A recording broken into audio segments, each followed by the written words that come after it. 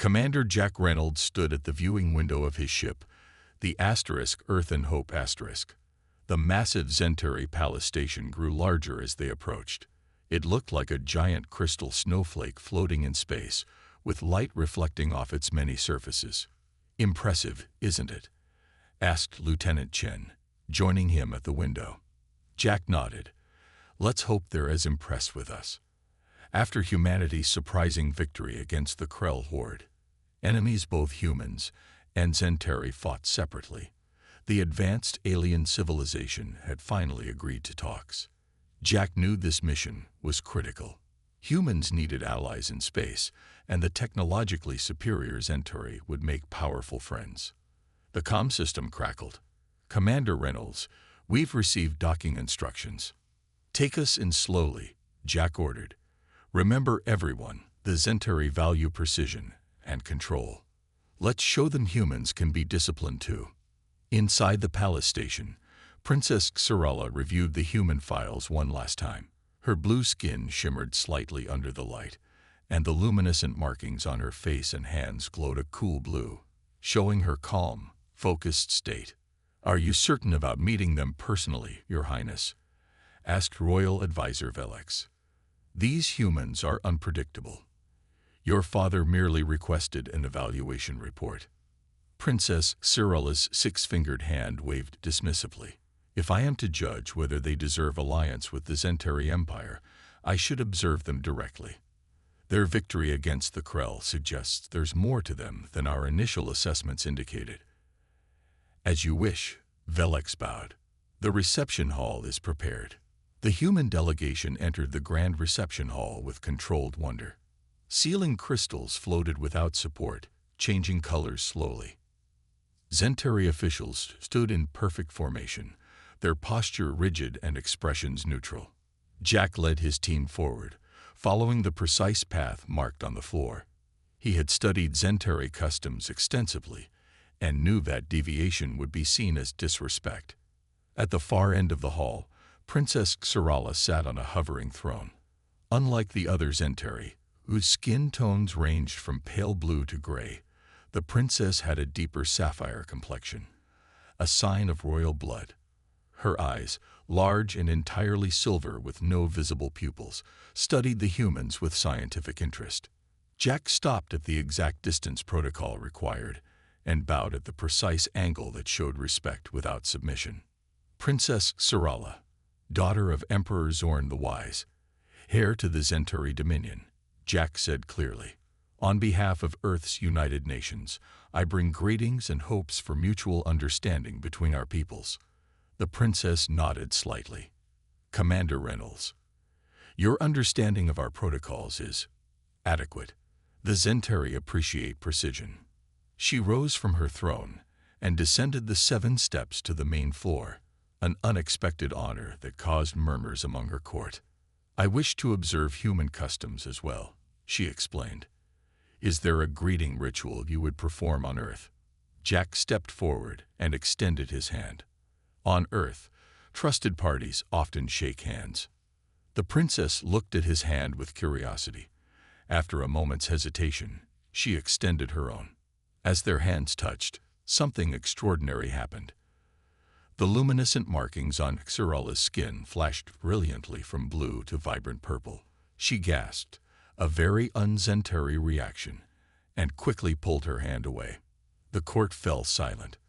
Several advisors moved protectively toward the princess. "Your Highness," Velex asked with concern, "are you well?" Xarala stared at her still purple glowing hand, then at Jack. For the first time in her disciplined life, she felt something beyond logical thought, a pull toward this human that defied rational explanation. She started, then composed herself. "The reception will continue without me. Royal Advisor Velex will see to the human delegation's needs." Without further explanation, she turned and left through a private exit, her normally measured stride noticeably hurried. Jack watched her retreat, confused by what had just happened. He noticed the Zentari court staring at him with what appeared to be shock, suspicion, and in some cases, alarm. Whatever just occurred, Jack knew one thing for certain. This mission had just become much more complicated than any human had anticipated. Princess Xarella paced in her private chamber, the purple glow of her markings still not fading to their normal blue.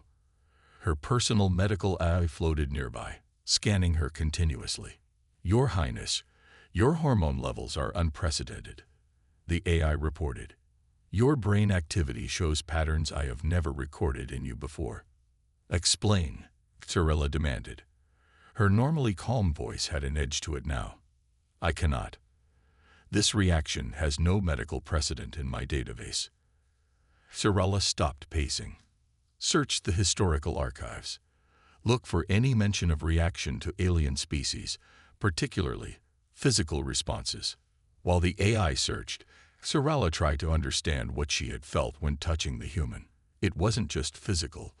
For a moment, she had sensed Jack's thoughts, his curiosity, his determination. No Zentari had ever connected with a non-Zentari mind before. "I have found something, Your Highness," the AI announced. Ancient texts mention a phenomenon called resonance bonding.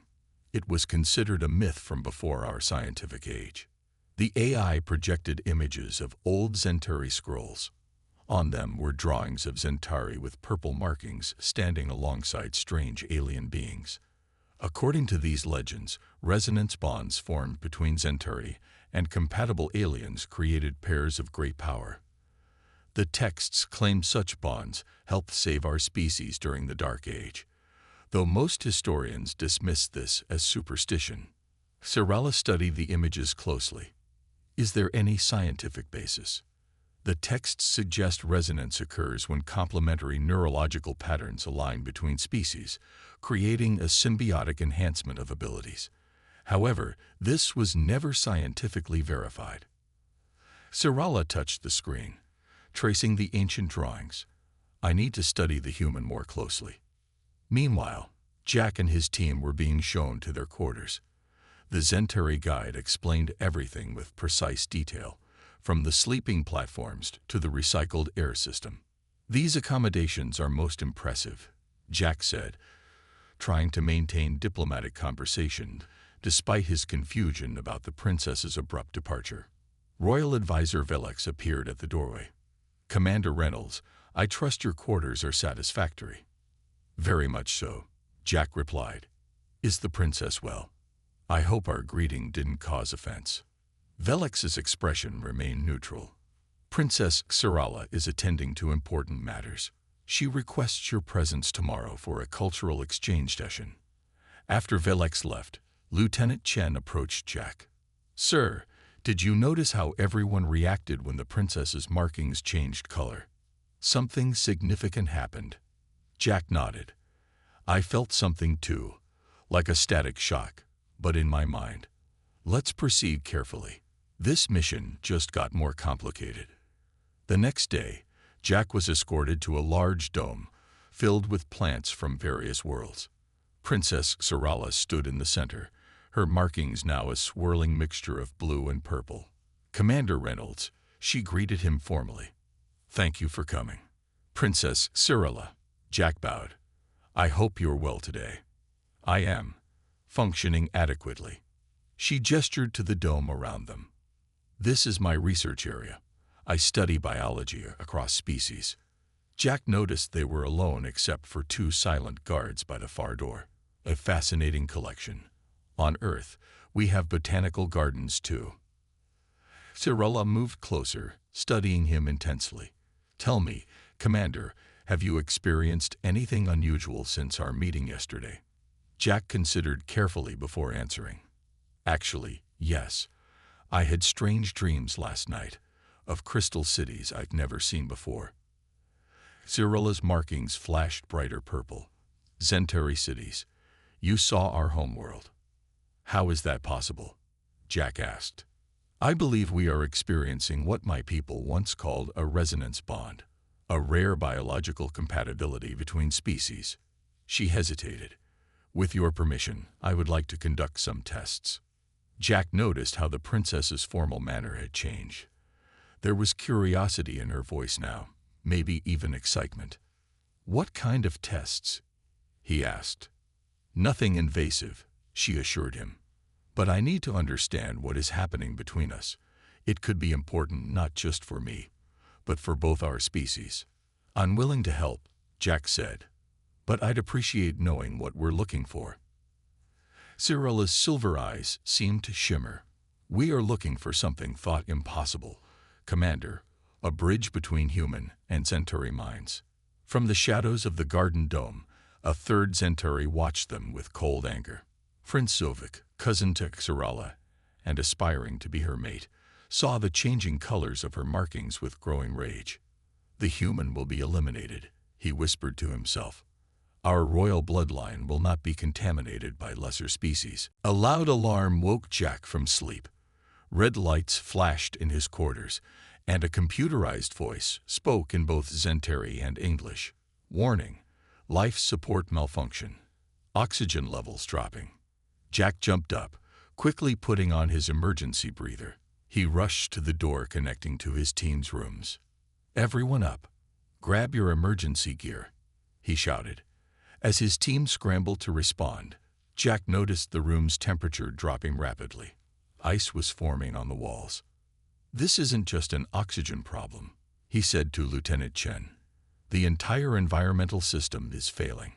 Through the viewing window, Jack saw Centauri staff in the hallway collapsing. Their emergency systems weren't working either. They need help, Jack said. Their bodies aren't built for cold like ours are. Without hesitation, Jack overrode the door lock using emergency codes and led his team into the hallway. They dragged unconscious Centauri to safety, working quickly despite the freezing temperature. Jack spotted the environmental control panel at the end of the hall. Using his military training, he bypassed the malfunctioning system and manually restored power to the life support. Warm air began flowing again.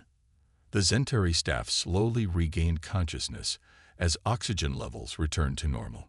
Security cameras recorded everything. In her private chambers, Princess Cyrilla watched the recording with growing interest. The human had not only saved his own team but risked himself to save Centauri staff. More impressive was how quickly he understood and fixed their complex systems. Replay the section where he accesses the environmental controls, she instructed her eye. The screen showed Jack's hands moving across the Centauri panel, somehow understanding its alien design through pure intuition. Fascinating, she whispered. Her royal communicator chimed. It was her father, Emperor Zorn. Daughter, I have received reports of a life support failure in the human sector, the Emperor said, and other reports of the human commander's actions. Yes, father. Commander Reynolds showed remarkable skill and compassion. The Emperor's expression remained neutral. This incident provides an opportunity. You will bring the human to your research dome for official study of human adaptability. Cyrilla tried to hide her excitement. As you wish, father. After the communication ended, Cyrilla touched her still purple markings. Last night, she had dreamed of a place called Colorado. Mountains and forests she had never seen but somehow recognized from Jack's memories. Their connection was growing stronger. Jack was surprised to receive a formal invitation from Princess Cyrilla. 2 royal guards escorted him through parts of the station he hadn't seen before. The princess was impressed by your actions during the life support failure, one guard said. Jack nodded. I'm just glad everyone is safe. It was strange how so many systems failed at once. Yes, the guard agreed. Most strange, almost as if it were deliberate. They arrived at Cyrilla's research dome. This time, the princess wore a more elaborate outfit with scientific instruments attached to her sleeves. Commander Reynolds, she greeted him. Your quick thinking saved many Centauri lives. My father has granted permission for me to study human adaptability more closely. Jack smiled. Happy to help with your research, Princess. As they walked through the garden dome, Cyrilla spoke more quietly. The life support failure was not an accident. Someone targeted your quarters. I suspected as much, Jack replied. Any idea who? My cousin, Prince Sovik, oversees station security. He has always been protective of Centauri purity. Jack noticed Sarala walking closer to him than protocol would dictate. Her markings pulsed purple whenever she neared him. "There's something else you should know," she said. "I've been experiencing memories that are not my own. Mountains, forests, a dwelling in a place called Colorado." Jack stopped walking. "My cabin. I have a cabin in the Rocky Mountains. But how could you know that?" Our connection grows stronger. The resonance bond is developing faster than the ancient texts suggested possible. Xyrela's silver eyes met his. "I brought you here for your protection as much as for study." Suddenly, Xyrela's eye assistant flashed an urgent message. "Security alert. Royal Protocol 7A initiated." Xyrela's markings flashed bright with alarm. No, he wouldn't dare. "What is it?" Jack asked. "Prince Zovik has activated the Hunt Protocol, a ceremonial hunt used to eliminate threats to the royal bloodline." Her voice turned urgent. "You've been declared prey, Commander, and on this station, there is nowhere to hide." "What exactly is a Hunt Protocol?" Jack asked, following Xyrela as she quickly led him deeper into her research dome. "An ancient tradition," she explained, checking monitors around them. "From before we became a space-faring civilization. When someone is declared a threat to royal genetic purity, they become ceremonial prey." Jack frowned. "So your cousin wants to kill me, but with extra steps. The hunt gives the prey 12 hours before hunters are released. It's considered honorable." She looked ashamed. "I cannot officially stop it without revealing our bond, which would only make things worse." "What about my team?" "They're being held as diplomatic guests, effectively hostages to ensure you participate in the hunt." Xyrela pressed her hand against a hidden panel, revealing a small room filled with equipment. "This maintenance access isn't on official maps. It will give you a head start." Jack studied her face. "You're helping me." "Yes." Her markings pulsed. "Through our connection, I can guide you. The hunters will have advanced technology, but they think in predictable patterns, while humans are known for being unpredictable," Jack said with a slight smile. Xyrela handed him a small device. "This will disrupt tracking sensors, but only for short periods. Use it wisely." She hesitated, then added, "I will try to end this politically, but it may take time." Jack took the device. "I've survived worse odds." Suddenly, Xyrela stepped closer and pressed her forehead against his, a Centauri gesture of deep trust. "Be careful, Jack Reynolds." The moment their foreheads touched, both gasped as images flowed between them. Combat training from Jack's past, maps of the station from Xyrela's mind. "That will help," Jack said, now having a mental map of sections he'd never seen. Alarms began sounding throughout the station. "Go," Xyrela urged. "The hunt has officially begun." Jack moved through narrow maintenance tunnels, using knowledge from Xyrela's memories to avoid main corridors. He could feel her presence in his mind, a gentle guidance when he reached junctions. Left here, he felt rather than heard. Sensor cluster ahead. Use the disruptor *. He activated the device Xyrela had given him, causing nearby systems to flicker briefly as he passed. Throughout the station, screens displayed the hunt. Centauri citizens watched with interest as cameras tried to track the elusive human. Many had never seen a human before, and Jack's ability to evade their advanced technology was surprising them. Prince Zovik stood in the command center, surrounded by elite hunters in ceremonial armor. "The human is more resourceful than expected," one hunter reported. "He's avoiding all standard capture protocols." "Of course he is," Zovik sneered. "That's why we need to eliminate him. These humans adapt too quickly. They're a threat." He activated a communication channel. "Release the hunter drones. Let's see him adapt to that." Jack felt Xyrela's alarm in his mind. Drones coming. They can detect body heat even with the disruptor *. He looked around the storage area he was hiding in. Various maintenance supplies lined the walls. Jack smiled as he spotted cooling fluid used for the station's systems. When the hunter drones rounded the corner, their thermal sensors detected nothing human-sized. Only after they passed did Jack emerge from behind a container, his body temperature masked by a thin layer of cooling fluid he'd applied to his skin and clothes. "Thank you, basic military survival training," he muttered. Clever came Xerala's impressed thought. No Zentari would have considered that approach. As Jack continued moving through the station, he noticed something on one of the video monitors in a maintenance area. Zentari citizens watching his escape with expressions he recognized as admiration. They're impressed. Xerala confirmed in his mind. Centauri respects skill, even in an adversary. Jack studied the station schematics in his memory, Xerala's memory, and made a decision. Instead of continuing to run, he headed toward a specific location. What are you doing? Xerala's thought carried concern.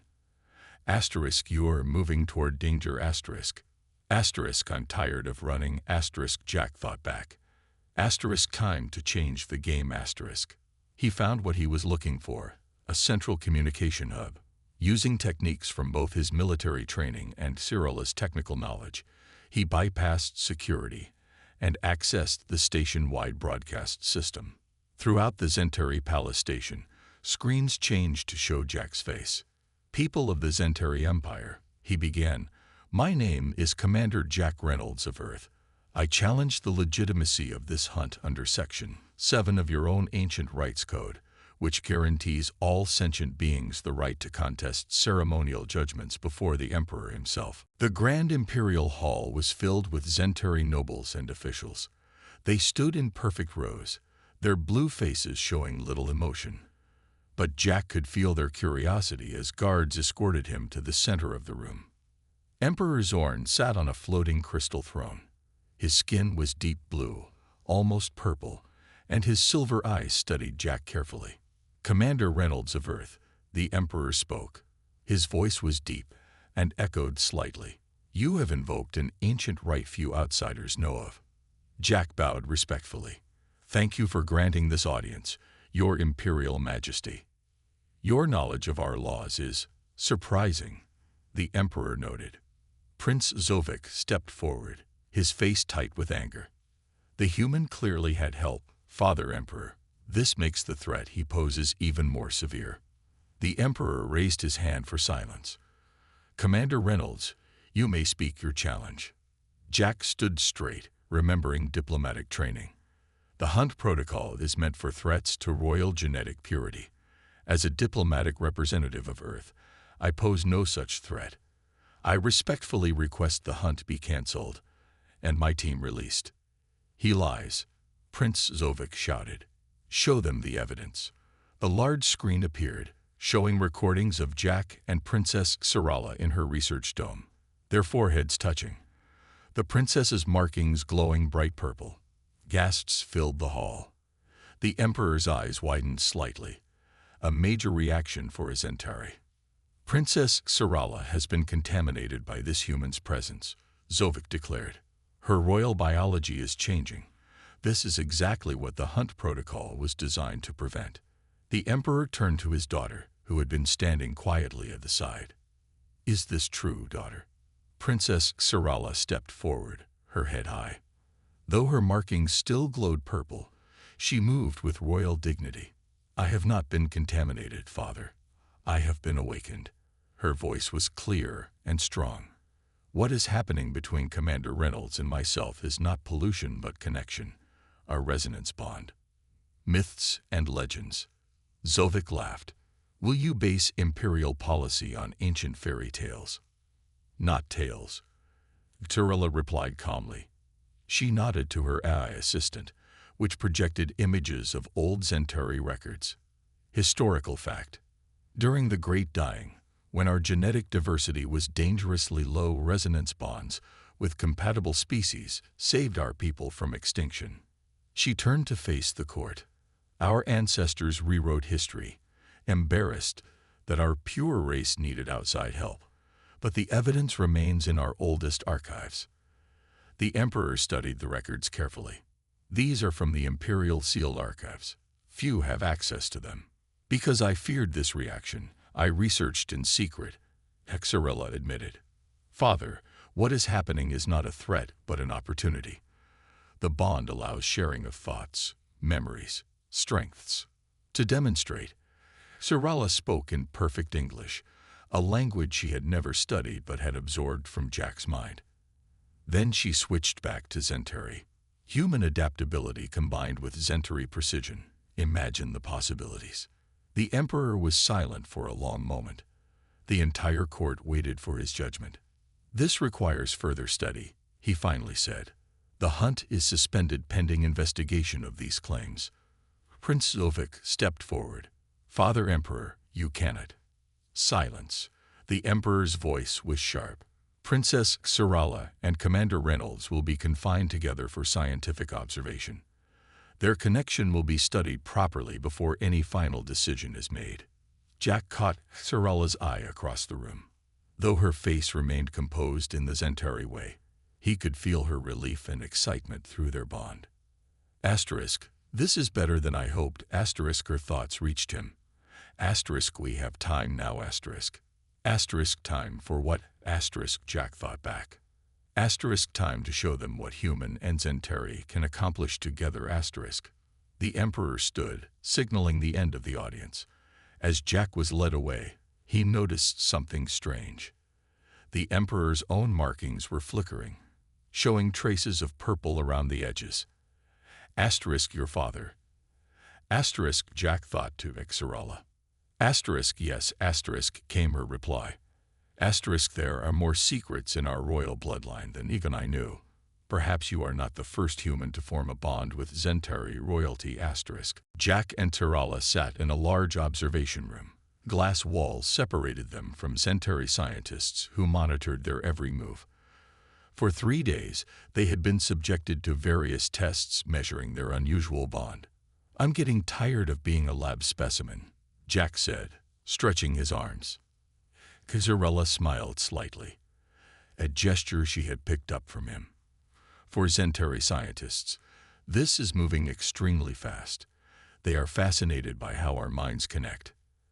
And what have they learned? Jack asked. That our neural patterns synchronize when we're close, that we can share knowledge, memories, and even skills. You can now read Zentari script without having studied it, can't you? Jack nodded, looking at the symbols on a nearby screen. And you've developed a taste for human humor. I heard you laugh yesterday. An emotional response my people rarely experience, she admitted. Her purple markings pulsed brightly. It was pleasant. Suddenly, Jack's head throbbed with pain. Images flashed in his mind. Not his memories, but something from deep in his subconscious. He saw massive black ships, planets burning, colonies destroyed. Jack. Sarala touched his arm, concerned. What's wrong? The void swarm, he gasped. How did you? I didn't, she said, looking equally shocked. I saw it too, but I thought they came from your mind. Jack's face went pale. The void swarm is classified information. Earth has been fighting them on our outer colonies for months. How could you see? The bond must have accessed deeper memories than we realized, Sarala said. She quickly moved to a terminal. I need to check something. Her fingers flew across the Zentari interface. Star maps appeared showing the section of space near the border of Zentari territory. There, she pointed. Long-range sensors detected unusual energy patterns here 3 days ago. Our analysts dismissed it as sensor errors, but Jack studied the readings. That's them. That's exactly how void swarm ships appear on sensors before they attack. Sarala's eyes widened. They're heading toward Zentari space. Emperor Zorn listened silently as Jack and Sarala presented their discovery to the Imperial Council. The massive meeting chamber was filled with Zentari officials and military commanders. The void swarm has already destroyed 3 human colonies, Jack explained, showing tactical displays. They're unlike any enemy we've encountered. They adapt to our weapons and strategies incredibly quickly. Why should we believe this threat exists? Prince Zovik asked. These could be human fabrications to gain our alliance. Our own sensors confirm the anomalies. Tyrella countered. They match Commander Reynolds' intelligence exactly. If they're coming, Zovik said coldly, we should sacrifice our outer territories as buffer zones. It's the logical approach. Jack stepped forward. Those buffer zones contain billions of your people. A calculated loss to protect the core worlds, Zovik replied without emotion. Jack felt anger rising. This is exactly why humans and Centauri need each other. You have the technology, but we have something you've engineered out of yourselves. The understanding that numbers on a screen represent real lives. The Emperor raised a hand. You speak boldly for a guest, Commander. He speaks truth, Tyrella said, standing beside Jack. Father, our peoples complement each other. Humans' adaptability and emotional intelligence combined with our technology and precision would create a force the Void Swarm cannot overcome. The Emperor was silent for a long moment. Then he looked at Prince Zov. Nephew, would you submit to a mind-sharing ritual with the human? Experience what he has seen of this enemy firsthand. Zovik hesitated. To refuse would show weakness, but to accept meant letting a human into his mind. Finally, he nodded. I will. Centauri attendants brought a crystal device that would allow Jack's memories to flow into Zovik's mind. As they connected to it, Jack focused on what he had seen. Colonies destroyed, families lost, the horror of the Void Swarm's attacks. When it ended, Prince Zovik stumbled back, his face showing shock, a profound reaction for a Centauri. For the first time, he had experienced emotional impact rather than just cold statistics. The threat is real, he said quietly. And terrible. Emperor Zorn stood. The decision is made. The Centauri Empire will join with Earth against this Void Swarm. He looked at Jack and Tyrella. And you two will lead our combined forces, using your unique bond to bridge our differences and create strategies neither of our species could devise alone. Jack looked at Tyrella, who stood tall and confident beside him. Asterisk, are you ready for this? Asterisk, he thought to her. Asterisk with you. I'm ready for anything. Asterisk came her reply, her markings glowing the brightest purple he had ever seen. The command center of the Centauri flagship Asterisk Crystal Vanguard Asterisk hummed with activity. Centauri officers worked alongside human crew members from Earth's fleet. In the center, Jack and Tyrella stood before a massive holographic display showing both fleets positioned to intercept the Void Swarm. The swarm has changed course, a Centauri officer reported. They're splitting into 3 attack groups. Jack studied the display. They're adapting already. They must have detected our combined fleet. Tyrella nodded. The Void ships are highly sensitive to energy patterns. Our weapons are stronger than Earth's, but that makes us more visible to them. Through their bond, Jack and Tyrella shared thoughts rapidly, seeing patterns in the enemy movements that others missed. They're testing us, Jack said, looking for weaknesses in how our fleets work together. Commander, a human officer called out. The Earth ships are in position.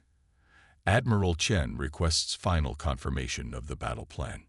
Jack turned to Tyrella. Ready? She touched her temple. Our minds together. They had practiced this, a deeper connection than they had ever attempted before. As they focused on each other, their consciousness began to merge. Jack felt Tyrella's precise mathematical mind, blending with his intuitive tactical thinking. Through the neural link established by Centauri technology, they sent commands to both fleets simultaneously. Human ships moved with Centauri precision. Centauri vessels adapted their formations with human flexibility. The battle began as the first wave of Void Swarm ships entered weapons range.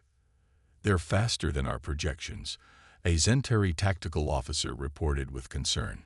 Jack felt Tyrella's mind calculating adjustments. Together, they shifted the fleet's formation, compensating for the enemy's speed advantage.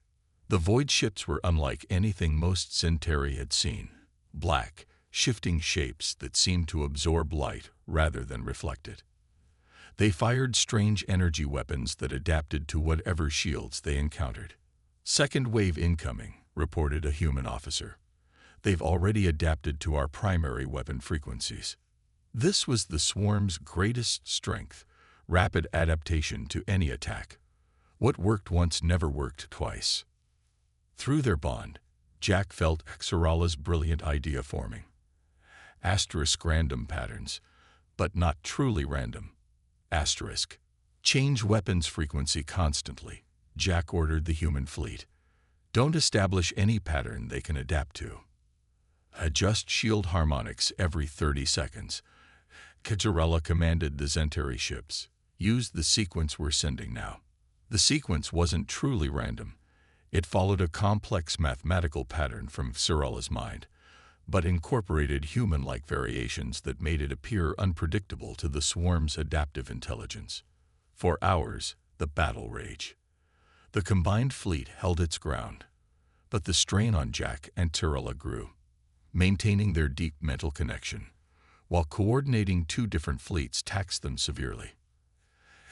Xerala began to pale, her markings flickering between purple and dim blue. Jack could feel her consciousness wavering.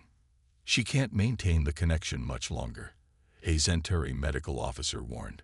"Her brain patterns are becoming unstable." "Just a little longer," Jack said, taking Xerala's hand. "The third wave is weakening. We've almost broken their pattern." Xerala's eyes met his. "I can continue." "Not without risk," the medical officer insisted. "Centauri minds aren't designed to process this level of emotional input along with tactical data." Jack understood then. It wasn't just the mental effort hurting Xerala, but the emotional intensity of battle flowing through their bond. Human emotions were overwhelming her Centauri neural pathways. Making a split-second decision, Jack did something unprecedented.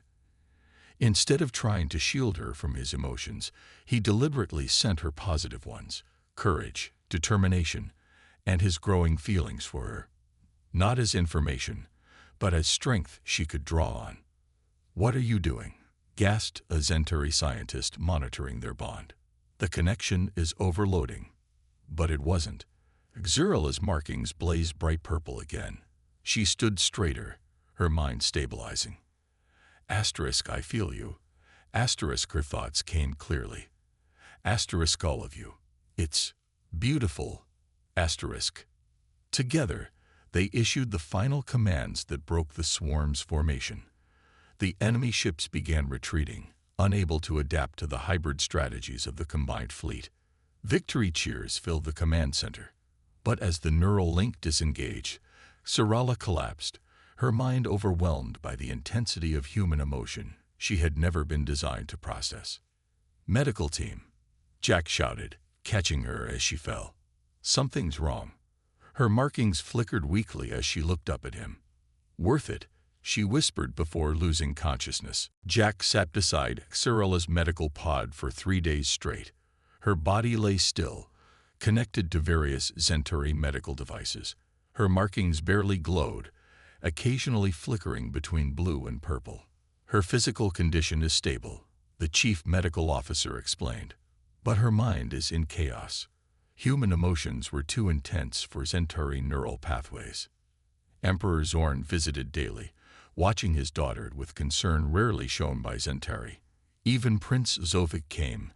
His attitude toward Jack changed since experiencing human emotions during their mind-sharing. "Our scientists have no solution," the Emperor finally said on the third day. "Her mind is neither failing nor healing. It's changing." Jack looked up. Changing how? Scans show her neural pathways reorganizing, attempting to accommodate both Centauri logical structures and human emotional patterns. The process is unprecedented. Jack took Xerala's still hand. "There must be something we can do to help her." The Emperor was silent for a moment. "There is one possibility. From before we became a space-faring civilization." He hesitated. a neural synchronization chamber used when minds were damaged or incompatible. But for a human to use it with a Zentari, the risk would be extreme. What risk? Jack asked. Your mind could be lost in hers, or both minds could be destroyed. Jack didn't hesitate. I'll do it. The ancient chamber looked out of place among the advanced Centauri medical equipment. 2 crystal pods connected by glowing blue pathways. This technology dates back to when our ancestors first discovered mental connections, explained the scientist activating the system. It's barbaric by our standards, but sometimes old methods work when new ones fail. Jack lay in one pod while Xarala was carefully placed in the other. Once connected, you must find her consciousness and guide it back, the scientist said. But be warned, her mind will not appear as a human mind would. You enter unknown territory. I understand. Jack took a deep breath as the chamber activated. Suddenly, he was no longer in his body. He floated in a strange landscape, beautiful crystal structures arranged in perfect mathematical patterns. This was Xarala's mind, ordered, precise, logical. But the perfect structures were fractured, with swirling emotional currents tearing through them, colors and sensations that had no place in Zentari thought patterns. Xarala. Jack called out with his thoughts. He sensed her presence, frightened and confused, hiding within a complex formation of crystals. Jack. Everything is wrong. I can't think properly. Too much feeling. Jack moved toward her consciousness. It's not wrong. It's just different. Your mind is trying to evolve, to accommodate both ways of thinking. Impossible. Zentari minds and human emotions are incompatible. Then why did the resonance bond form between us? Maybe we're meant to be compatible. Jack reached out to her with his consciousness, sharing not just thoughts, but his very self, his memories, hopes, fears, and most importantly, his feelings for her. I can't resist you, he admitted. And I don't want to. Something shifted in the mental landscape. The crystal structures began to reform, not in rigid patterns as before, but in flowing, organic arrangements that incorporated the emotional currents rather than fighting them. Neither can I resist you. Came Xarala's response, stronger now. Nor would I wish to. In the medical chamber, both their bodies began to glow. Jack with a soft light never seen in humans before, Xarala with markings that stabilized in a deep, rich purple. When they awakened together, the medical team was astonished. Scans showed both their neural patterns had changed. Jack's brain showing structures previously only seen in Zentari, Xarala's showing emotional centers more developed than any Zentari in history. What has happened to them? Prince Zovik asked, watching as the two sat together, communicating without words. Evolution, Emperor Zorn said quietly. Perhaps the next step for both our species. More surprisingly, scans of Zentari and humans who had worked closely together during the crisis showed subtle changes in their neural patterns too, not as dramatic, but moving in the same direction. A week later, the Emperor called for a galaxy-wide broadcast. The leaders of Earth joined through communication channels as Emperor Zorn made a historic announcement. Today marks a new chapter for both our civilizations, he declared. We have discovered that we are not meant to be separate, but complementary. As demonstration of this new understanding, I am pleased to announce the formal union of Princess Xarala and Commander Jack Reynolds. Xarala and Jack stood together before the assembled dignitaries. They wore ceremonial garments that blended both cultural styles, speaking in perfect unison, one voice, two minds.